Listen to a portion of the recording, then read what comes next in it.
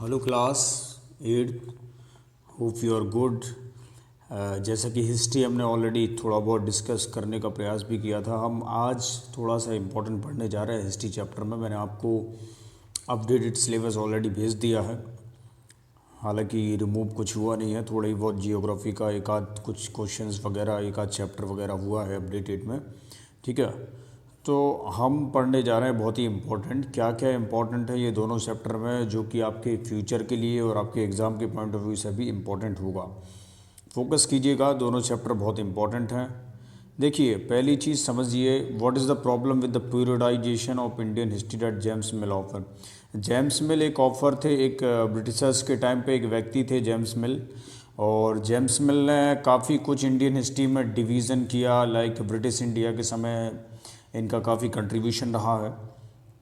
तो in his massive 3 volume work known as history of British India, इनकी एक book थी जिसका नाम था हिस्ट्री ऑफ ब्रिटिश इंडिया। ध्यान से सुनिएगा, चैप्टर बहुत इंपॉर्टेंट है, समझना बहुत इंपॉर्टेंट है, एग्ज़ाम बहुत पास में है, ये सेशन हमारा बहुत ही इंपॉर्टेंट होने वाला है।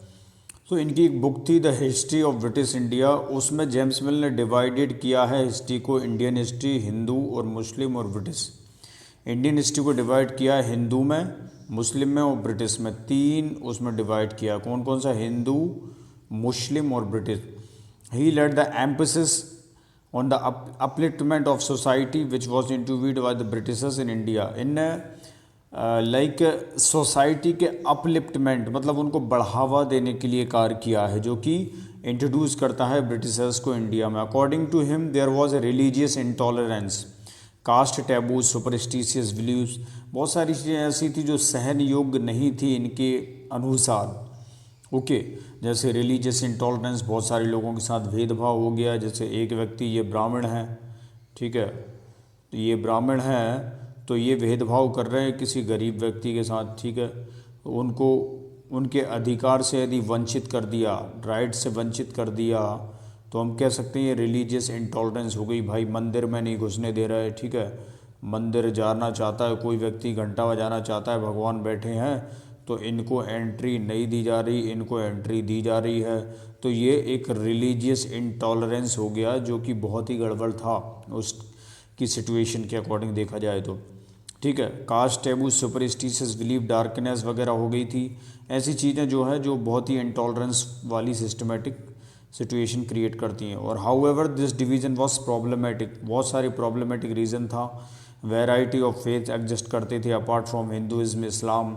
Even the rulers of ancient India did not share the same faith. और जो एंशियंट इंडिया के जो रूलर थे, देखो एंशियंट इंडिया क्या था उस टाइम पे, आपने सुना होगा मोहनजोदड़ो, हड़प्पा और अलग अलग चीज़ें चलती थी पहले, ठीक है। वो एंशियंट टाइम के बहुत ही इम्पोर्टेंट सिनारियो था, जहाँ पे बहुत सारी चीज़ें सीखने को मिलती हैं कि एंशियंट टाइम पर कैसे क्या सिचुएशन रही थी, कैसे लोगों के घरों के स्ट्रक्चर्स थे, कैसे रिलीजियस फेथ थे, और कैसे लोग धर्म को फॉलो करते थे, कैसे सारी चीज़ों को मैनेज करते थे। वो सारी चीज़ें समझना बहुत इंपॉर्टेंट है, ठीक है। अब ये ट्रेड टू टेरिटरी में जाओ आप थोड़ा सा, इसमें कुछ इंपॉर्टेंट चीज़ें मैं आपको बता देता हूँ। ये मैच द फॉलोइंग है, ठीक है।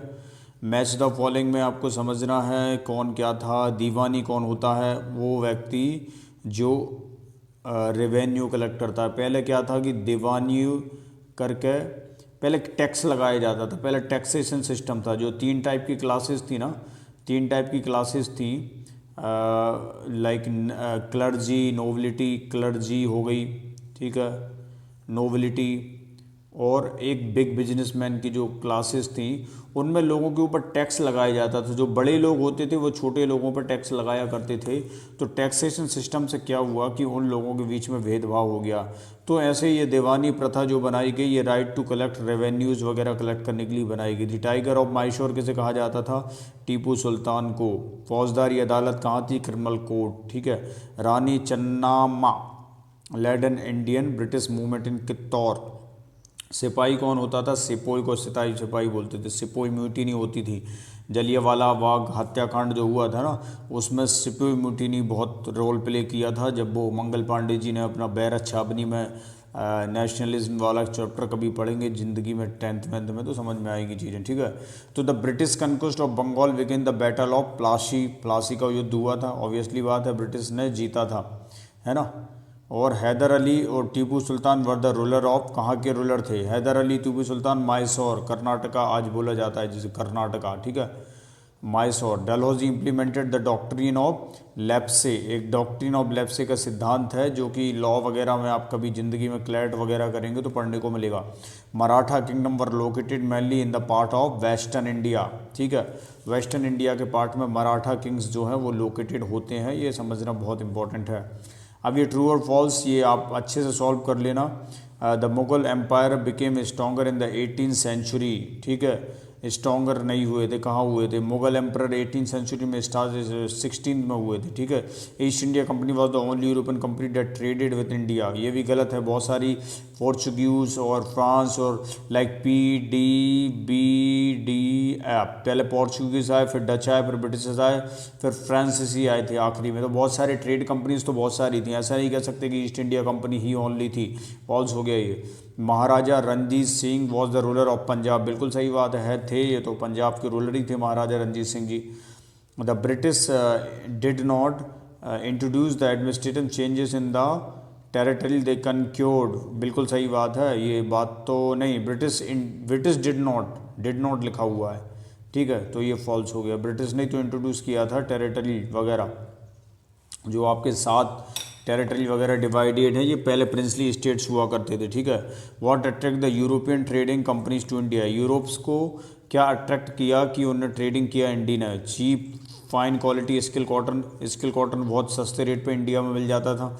स्पाइसेस वगैरह इंडिया में पहले बहुत हुआ करती थी, आपने देखा होगा मसाला वगैरह का ट्रेड वगैरह होता था दूसरे देशों से, मसाला दूसरे देशों को भारत सप्लाई करता था पहले, धीरू भाई अंबानी भाई साहब क्या करते थे, मसाले का व्यापार किया करते थे पहले, ठीक है। How did East India Company begin to trade in Bengal, East India Company ने कैसे स्टार्ट किया व्यापार बंगाल में, ईस्ट इंडिया कंपनी ने सेटअप किया English city bank of river Hooghly in the year 1951।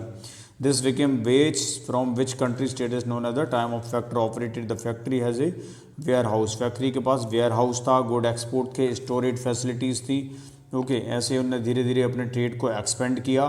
फिर उसके बाद क्या हुआ कि 1996 में कंपनी ने एक सेटलमेंट फोर्ट बना दिया, फोर्ट मतलब किला, ठीक है, एक किला बना दिया, एक फोर्ट बना दिया। Mughals into giving the company zamindari, ज़मीन्स वगैरह देने लगे, मुगल एम्परर औरंगजेब वगैरह की फर्म वगैरह तो उसको ग्रांट कर लिया था इन लोगों ने, और कंटिन्यूसली वो बहुत मैनिपुलेट करते रहे, ये कंपनीज ऑफिशियल प्राइवेट ट्रेड वगैरह करने लगे। इस तरीके से इनका एक्सपेंशन इंडिया में जो है बहुत ज़्यादा बढ़ गया, जो कि बहुत ही दुखदाई भी था इंडियंस के लिए, क्योंकि भाई ईस्ट इंडिया कंपनी ने किया क्या, ईस्ट इंडिया कंपनी ने ब्रिटिशर्स जो थे उनने इंडिया के साथ बहुत एक्सप्लॉइटेशन स्टार्ट कर दिया, इंडियंस की ज़मीन छीन ली, इंडियंस के साथ शोषण करते थे, इंडियंस को राइट नहीं दिया जाया करता, इसलिए तो वो कॉन्स्टिट्यूशन आपका जो बाबा साहिब जी अम्बेडकर जी ने बनाया था, वो कॉन्स्टिट्यूशन बनाने की शुरुआत कैसे हुई, वो कॉन्स्टिट्यूशन बनाने की शुरुआत ऐसे हुई क्योंकि ब्रिटिशर्स जो थे बहुत एक्सप्लॉइटेशन करते थे, और 16वीं सेंचुरी के हिसाब से देखा जाए तो उनका एक्सप्लॉइटेशन इतना बढ़ गया कि 1900 के दशक जैसे लाइक कैबिनेट मिशन आया, कैबिनेट मिशन वगैरह पास हुआ, फिर उसके बाद डॉक्टर VR अम्बेडकर की कृपा दृष्टि से कॉन्स्टिट्यूशन वगैरह बना, जिससे हमारे देश की काफ़ी प्रॉब्लम को सॉल्यूशन मिला। नहीं तो ये ब्रिटिशर्स लोग क्या करते थे, ये हमेशा एक्सप्लॉइटेशन में लगे रहते थे और काफ़ी लोगों की ज़मीन खा जाते थे, तो बड़ी क्लासेस होती थी वो छोटी क्लासेस को काफ़ी एक्सप्लॉइट करती थी।